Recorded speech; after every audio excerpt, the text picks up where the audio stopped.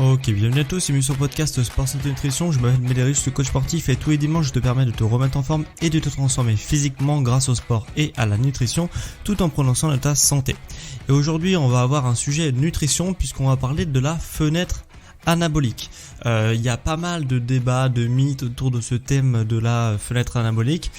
Donc même si j'en ai déjà parlé à demi-mot dans certains épisodes de mon podcast, je tenais vraiment à faire un podcast complet sur le sujet pour répondre à toutes les éventuelles questions que tu te poserais sur le sujet.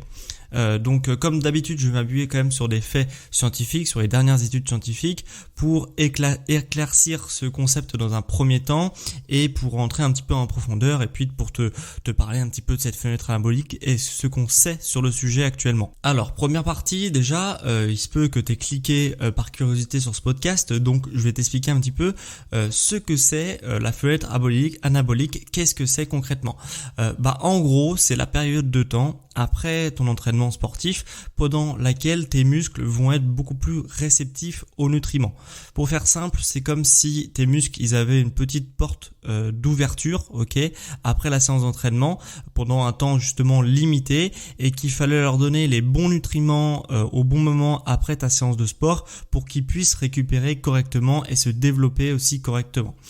Car en fait quand on mange certains macronutriments, le corps il n'utilise pas forcément 100% de ce que tu vas lui apporter en termes de ressources. Il y a une déperdition qui se fait, soit c'est stocké sous forme de graisse, soit c'est pas du tout assimilé et ça va être même rejeté par l'organisme, puis après ça va se retrouver dans tes selles. Bref, voilà, il y a tout un tas de choses qui fait que quand tu manges des nutriments, il n'y a pas 100% qui est absorbé et du coup cette fenêtre anabolique elle permet quoi? Elle permet justement après ta séance de sport, tes muscles ils sont hyper sollicités, du coup ils ont besoin de choses à manger si tu veux pour se réparer, pour se reconstruire un petit peu plus fort, etc. Et du coup là à ce moment-là on est proche du 100% d'absorption des nutriments. Et du coup il y a très peu de déchets créés par l'organisme et donc c'est pour ça que on parle de cette fenêtre anabolique puisque du coup dans ce laps de temps là, on verra combien de temps etc après, mais dans ce laps de temps-là, ton corps va assimiler 100% de ce que tu apportes à manger. Et là, tu vas te dire, ok, ça a l'air intéressant, mais c'est pas pourquoi c'est si important justement de se préoccuper de la fenêtre anabolique. Déjà, première réponse à cette question de pourquoi c'est important, parce que quand on veut voir des changements physiques, quand on fait par exemple de la musculation, de l'entraînement sportif, du renforcement musculaire, les changements physiques, ils sont déjà relativement longs. T'as bien vu que c'est pas en 1 jour, 2 jours, 3 jours, 1 semaine, 2 semaines qu'on voit des gros changements. Donc en fait, toute optimisation est bonne à prendre puisque c'est ça qui va te faire avancer un petit peu plus vite et plusieurs optimisations d'affilée que tu ferais cumulés te donneront des bons résultats, vraiment t'accéléreront tes résultats. Certes la fenêtre anabolique c'est pas quelque chose de fou non plus comme on va le voir dans l'épisode, mais plein de petites optimisations mis bout à bout à droite à gauche, forcément ça fait des gros changements sur du long terme, du moyen terme. Donc ça c'est la première raison. Deuxième raison qui permet d'expliquer de pourquoi c'est important et pourquoi on en parle de cette fenêtre anabolique, c'est que le truc c'est que les protéines c'est vraiment super dur à avoir son quota de protéines journalier. Si tu as déjà calculé tes macronutriments, à savoir les protéines, les glucides et les lipides, si tu as déjà calculé un petit peu ce que tu manges versus ce que tu devrais apporter à ton corps, tu peux t'en apercevoir que les glucides, il n'y a pas forcément de problème, les lipides un peu moins en fonction de ton alimentation, si elle est de bonne qualité ou de mauvaise qualité. Par contre les protéines c'est relativement chaud avec une alimentation normale. Donc c'est vraiment sur ce point de vue là qu'il faut vraiment mettre un focus sur s'alimenter différemment pour avoir son quota de protéines. Donc c'est suffisamment dur les protéines pour arriver à son quota habituellement. Si en plus comme je te l'ai dit tout à l'heure, il y a une partie de ces protéines qui vont pas être assimilées forcément puisque ton corps ne peut pas tout le temps assimiler 100% des nutriments, du coup il y a des protéines qui se perdent. Et des protéines qui se perdent en cours de chemin comme ça, forcément ça te fait freiner un petit peu dans ta progression, etc. Donc si tu cumules sur C'est très long d'avoir des résultats avec l'entraînement sportif. Il faut des mois, voire des années pour vraiment transformer littéralement un physique. Après, tout dépend de du niveau que tu veux avoir. Et en plus de ça, si tu cumules sur les protéines qui sont assez difficiles à obtenir en quantité suffisante, eh bien tu te rends compte que la fenêtre anabolique c'est super important, dans une moindre mesure quand même, mais c'est quand même important. Et du coup, c'est à prendre en considération dans tes choix alimentaires et dans ton timing alimentaire également. Maintenant que tu as compris ce que c'était la fenêtre anabolique, pourquoi c'était relativement important de s'en soucier quand même, je vais juste faire un rapide récap sur les macronutriments. Qu'est-ce que c'est les macronutriments, si t'es vraiment pas du tout familier avec ces termes-là, et en quoi c'est important. Et en plus, ça va te permettre d'une meilleure compréhension du podcast si tu n'étais pas familier avec ce terme. Donc, les macronutriments, il y en a 3, ok ? Protéines, glucides, lipides. Les lipides, on va pas en parler dans ce sujet aujourd'hui puisque tout simplement ça a très peu d'importance sur le sujet de la fenêtre métabolique d'aujourd'hui. Mais sache qu'il y a aussi les lipides. Donc il y a les protéines et les glucides principalement pour aujourd'hui. Les protéines, elles servent à quoi ? Elles servent à réparer les tissus musculaires qui ont été abîmés. Elles servent aussi à faire une croissance musculaire, ok ? Puisque pour créer de nouveaux tissus, donc pour créer des muscles, si tu avais par exemple envie de prendre de la masse musculaire, sache que cette masse musculaire elle n'est pas créée à partir de rien, elle est créée à partir de protéines, ok, qui vont avec des trucs très complexes, mais qui vont s'agglomérer si tu veux et créer de nouveaux tissus musculaires. Ok, s'il y a un entraînement sportif qui est adéquat avec ce que tu manges, bien sûr, elles vont pas se créer toutes seules non plus. Donc les protéines servent à ça, servent à la croissance musculaire, à la réparation aussi des tissus musculaires. Donc quand tu t'entraînes, tes muscles ils subissent des micro-déchirures, ok, ce qui décompose les muscles, et après les protéines vont se charger de recomposer les muscles et de les faire grandir un petit peu plus que la veille, ok. Grosso modo, ça permet ça. Ok, les protéines, t'en trouves dans les produits laitiers, dans les viandes, dans les poissons, dans les légumineuses, dans les œufs, t'en trouves un peu partout, mais en grande quantité dans les produits laitiers, viande, poissons, légumes et légumineuses et œufs. Ok. Et les glucides, ça sert à quoi ? Les glucides, c'est la principale source d'énergie du corps, ok. Pendant l'entraînement sportif, ce qui se passe, c'est que du coup, forcément, comme c'est une ressource de réserve énergétique, le corps va puiser dans ses réserves de glucides, ok, de sucre, c'est des sucres, les glucides, c'est exactement la même chose. Et du coup, il va puiser dans ses réserves de sucre, notamment dans ses réserves à l'intérieur des muscles qu'on appelle le glycogène, ok.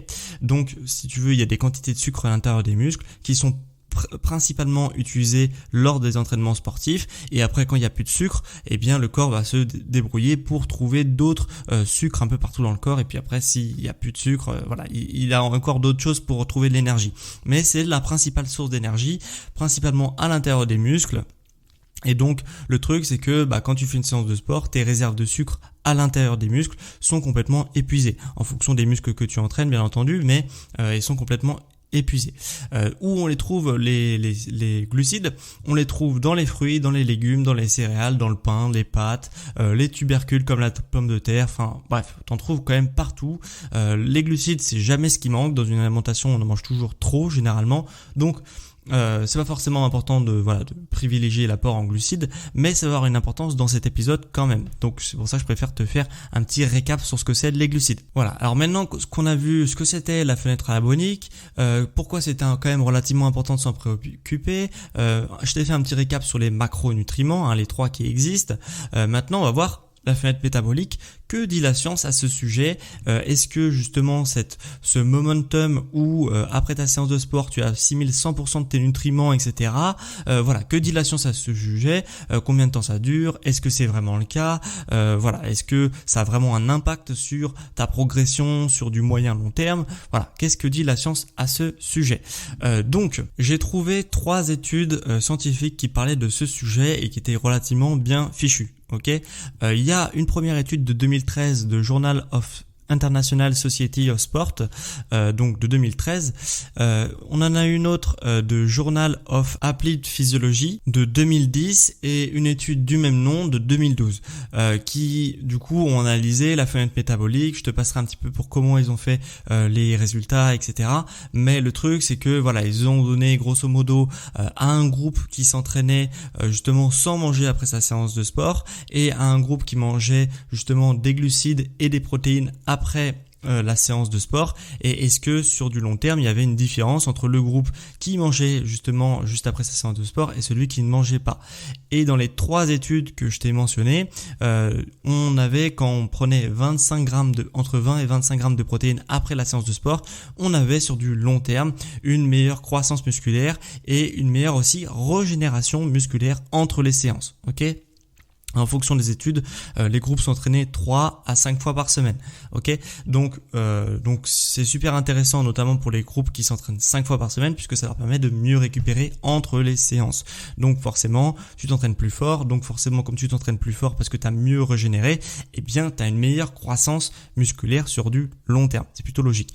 Donc dans ces 3 études-là, elles sont unanimes. Si tu consommes 20 à 25 grammes de protéines après ta séance d'entraînement, dans un laps de temps qui est relativement long, on y reviendra après, eh bien tu as des meilleures performances sur le long terme. Voilà, tout simplement. Et dans deux de ces 3 études-là, si tu rajoutes en plus de ça 1 gramme de glucides par kilo de poids corporel, ok, donc si tu fais 60 kilos, eh bien tu prends 60 grammes de glucides après ta séance d'entraînement, eh bien là encore tu as encore des meilleurs résultats, ça vient booster. Donc le combo glucides-protéines est mieux que le combo protéines juste après la séance d'entraînement dans tous les cas, et qui est encore mieux que rien du tout après ta séance d'entraînement. Donc dans tous les cas, si tu prends des glucides protéines, c'est mieux, si tu prends protéines, c'est mieux, si tu prends rien, c'est moins bien. Donc c'est ce qu'a démontré ces 3 études que je viens de te citer, et il y en avait beaucoup d'autres, mais elles n'étaient pas forcément bien fichues, etc. Donc pour celles que j'ai pu trouver, donc les 3 plus pertinentes, c'est celles-là, et elles sont unanimes sur le sujet. Ce qui prouve bien que la fenêtre anabolique et métabolique, ça existe bien. Ok, il y a bien un momentum après ta séance de sport qui permet d'assimiler hyper efficacement les nutriments, ce qui fait que forcément, eh bien, ça va mieux régénérer tes tissus et même tu vas pouvoir plus progresser sur le long terme. Et là, tu pourrais te demander, ok, si la science confirme justement qu'il y a bien une fenêtre métabolique, de combien de temps dure cette fenêtre métabolique? Ah oui, je dis métabolique, anabolique, c'est exactement la même chose si tu posais la question. C'est juste que métabolique, c'est le fait d'absorber des nutriments, et anabolique, c'est le fait de construire de la masse musculaire, mais dans ce cas précis, ça revient au même. Donc, combien de temps ça dure cette fenêtre métabolique, anabolique, tu l'appelles comme tu veux. Et bien du coup, cette fenêtre métabolique, elle va être quand même relativement variable en fonction de si tu t'entraînes depuis longtemps ou si tu t'entraînes depuis pas longtemps. Si tu t'entraînes depuis pas longtemps, cette fenêtre métabolique, et c'est là où je pense qu'on en fait un petit peu trop autour de cette fenêtre métabolique, c'est qu'elle peut durer jusqu'à 70 heures. Donc, pourquoi je t'en dis qu'on en fait un peu trop? 70 heures après l'entraînement, tu métabolises mieux les protéines, les glucides, etc., tous les nutriments qui sont essentiels à la reconstruction musculaire. Et bien, du coup, forcément, tu vas manger dans les 3 prochains jours. Ok, donc forcément, c'est pas pertinent de faire trop attention à cette fenêtre-là, puisque dans les 3 prochains jours, tu métaboliseras mieux les nutriments. Donc voilà, on en fait trop. Par contre, c'est vrai que dans les 10 heures après ta séance de sport, tu as une absorption complète et après ça descend progressivement pour atteindre 70 heures. Voilà. Et après 70 heures, il n'y a plus aucune différence entre quelqu'un qui s'est entraîné intensément et quelqu'un qui s'est pas entraîné intensément. Et pour quelqu'un justement qui a un peu plus d'expérience et qui est vraiment expérimenté, du coup ses muscles, cette fenêtre métabolique va se fermer relativement rapidement, entre guillemets, vraiment entre gros guillemets même, puisque c'est 24 heures après sa séance de sport que justement cette fenêtre se ferme, et le pic au moment où tu absorbes le mieux et après ça commence à redescendre, c'est du coup juste après ta séance de sport jusqu'à 5 heures après ta séance de sport. Voilà, donc c'est 72 heures et 10 heures pour le groupe débutant, et du coup 24 heures et 5 heures pour le groupe plus expérimenté. Donc même 5 heures ça reste relativement long. Dans certains cas ça peut quand même être intéressant justement de s'en soucier, parce que eh bien, si tu t'entraînes par exemple le matin et qu'après tu pars travailler et que t'as pas le temps de manger, là oui, certes, tu vas perdre quand même des macronutriments que tu aurais pu justement complètement métaboliser et du coup qui ne vont pas l'être, puisque si tu prends ton repas juste 5 heures après par exemple, eh bien voilà, ça va être moins efficace, tes muscles vont moins se régénérer, etc. Donc si tu es expérimenté, ça peut valoir le coup justement de s'en soucier. Si t'es pas expérimenté, ça n'a pas vraiment d'importance. Et du coup, comment s'organiser autour de cette fenêtre métabolique si tu es dans le cas justement où tu peux pas du tout manger plusieurs heures après ta séance d'entraînement? Eh bien, si tu ne manges pas du coup après ta séance d'entraînement, ce que je peux te conseiller, c'est de prendre justement un shaker protéiné. C'est dans ce cas-là bien précis où le shaker est super utile. Il y en a d'autres où ça peut être utile également pour augmenter ton apport en protéines quotidien, etc. C'est un super moyen, le shaker, de booster cet apport-là. Comme je te l'ai dit, c'est très difficile d'avoir ces macronutriments en protéines, donc le shaker est un atout pour ceux qui ne mangent pas assez de protéines. Mais dans ce cas précis, c'est super bien, puisque un shaker, t'as pas besoin justement, si tu pars travailler juste après ta séance de sport, eh bien tout simplement tu peux prendre ton shaker en te changeant dans la séance de sport par exemple, avant d'aller au boulot. Enfin voilà, t'as pas besoin d'avoir accès à une cuisine et de faire un repas, donc c'est super facile d'accès. Et en plus, c'est super sain, c'est plutôt bon au goût si tu prends une marque de qualité, donc c'est quand même pas mal le shaker. Voilà, et ça explique notamment pourquoi justement après la séance de sport, il y a beaucoup de personnes qui prennent un shaker protéiné juste en sortant de la salle de sport, puisqu'ils n'ont pas forcément accès qu'ils n'ont pas forcément un repas de prévu juste après leur séance de sport, donc ils préfèrent prendre un shaker. Au moins ils sont tranquilles de ce sujet-là. Voilà, donc voilà. Si tu prends un repas après ta séance de sport, mon conseil ça serait de ne pas te préoccuper du tout de cette fenêtre métabolique, puisque de toute façon, si ton repas est bien équilibré, qu'il y a beaucoup de protéines, des glucides il y en a forcément, mais beaucoup de protéines en tout cas dans ton repas, eh bien voilà, il y a pas de problème, puisque dans tous les cas, sache que ton corps après ta séance de sport va assimiler beaucoup plus facilement les nutriments que tu vas lui apporter. Donc dans ton cas, eh bien le repas après il va être 100% assimilé, donc c'est super bien à ce niveau-là. Et du coup tu vas te dire, c'est quand même bizarre, pourquoi il y a autant de personnes qui parlent justement de cette fenêtre métabolique. Pourquoi quand je vais à la salle de sport, je vois autant de personnes quand ils ont fini de s'entraîner tout de suite prendre un shaker direct après leur séance de sport. Il y a plein de gens sûrement qui vont manger, etc. après. Donc pourquoi ils font ça, sachant qu'il y a juste besoin de prendre un repas juste après ta séance de sport. Voilà, si tu avais prévu un repas, tu le manges et ça fait pareil. Pas besoin forcément de prendre en plus un shaker. Eh bien, ça vient des années 70, parce qu'en fait dans les années 70, on savait qu'il y avait une fenêtre métabolique, que le corps du coup assimilait beaucoup plus facilement les nutriments après ta séance de sport, mais on pensait que cette fenêtre métabolique durait 30 minutes. Et le truc, c'est que ça a duré jusque dans les années 2010-2015, ok, où pas mal d'études sont sorties à ce sujet-là. D'ailleurs, les études que je t'ai citées dans le podcast, eh bien justement, ils datent de ces années-là. Et du coup, forcément, ça a duré 45 ans où on pensait qu'elle durait 30 minutes, cette fenêtre. Donc, ça va mettre un certain temps à déconstruire ce mythe, puis à enterrer ce mythe. Il commence pas mal à être déconstruit, puisque pas mal de gens comme moi et comme d'autres plus influents que moi d'ailleurs parlent de justement non, ça durerait beaucoup plus longtemps que ce qu'on pensait au début. Ça dure plutôt 5 et 10 heures pour l'absorption à 100% en fonction de ton niveau, et puis ça peut aller jusqu'à 24 et 72 heures pour une absorption relative. Donc, il n'y a pas forcément besoin de s'en préoccuper tant que ça. Sauf que voilà, 45 ans de mythe, ça se déconstruit pas en un jour, donc ça va mettre encore un certain temps. Et en attendant, ça va mettre quand même beaucoup de temps avant que tous les pratiquants, même qui ont juste vu quelques infos passer sur Internet, déconstruisent ce mythe. Et donc c'est pour ça qu'encore aujourd'hui, quand tu sors de ta séance de sport, tu vois autant de personnes avec un shaker à la main direct en sortant de la séance de sport. Donc voilà, je crois qu'on a fait le tour au sujet de cette fenêtre métabolique. Si je te fais un petit récap de ce que tu as appris dans cet épisode, tu as appris déjà ce que c'était la fenêtre anabolique, métabolique, tu l'appelles comme tu veux. Donc peut-être que tu savais déjà ce que c'était, mais en tout cas, j'ai fait un petit récap de ce que c'est. On aura vu également que la science confirme bien l'existence de cette fenêtre métabolique à travers 3 études que j'ai pu t'expliquer brièvement, et on aura vu surtout combien de temps ça dure cette fenêtre métabolique. Donc c'est beaucoup plus longtemps que ce qu'on pensait dans les années 70. Donc on va se calmer un petit peu là-dessus et voilà, sauf dans rares cas, voilà, il faut pas trop s'en soucier.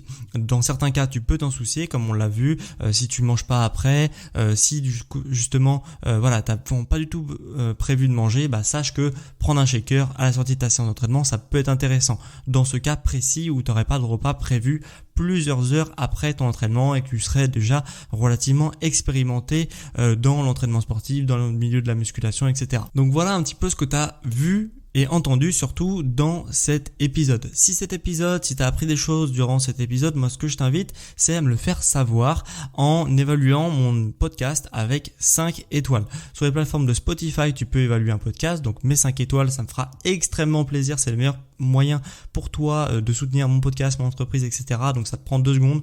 Donc si tu peux le faire, c'est hyper cool. Donc sur Spotify et sur Apple Podcast, en fonction de là où tu m'écoutes, l'application que tu utilises, voilà, n'hésite pas à me faire un retour sur ça. Tu peux aussi écrire un avis. Là, ça sera uniquement disponible pour ceux qui utilisent l'application native des iPhones, donc Apple Podcast. Donc tu peux écrire un avis sur l'émission que je lirai avec plaisir justement dans l'épisode de la semaine prochaine, de dimanche prochain à midi.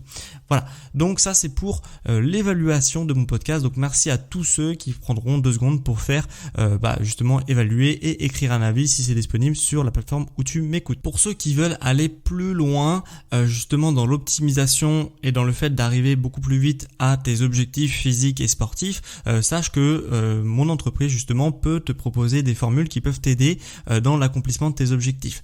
Je propose du coup des services soit d'accompagnement personnalisé au quotidien, où je t'accompagne et tu as vraiment une solution clé en main pour arriver à tes objectifs. Du coup, c'est vraiment un accompagnement quotidien où je fais tes séances d'entraînement, tes plans nutritionnels et je t'accompagne et voilà, je te motive au quotidien. Donc ça, c'est la première formule qui peut te permettre d'aller plus loin. Et la deuxième formule que je propose, c'est justement la création de plans personnalisés. Donc, c'est hyper simple également. Je te pose pas mal de questions sur ta pratique sportive, etc. et tes contraintes, etc. Et du coup, je te crée un plan personnalisé pour toi pour les prochains mois. Donc, ces 2 formules sont disponibles dans les notes de cet épisode. Donc, soit le plan personnalisé, soit l'accompagnement personnalisé et sont disponibles également sur mon site. Donc mon site c'est sportsanténutrition.com. Tu as un onglet coaching personnalisé et un onglet programme.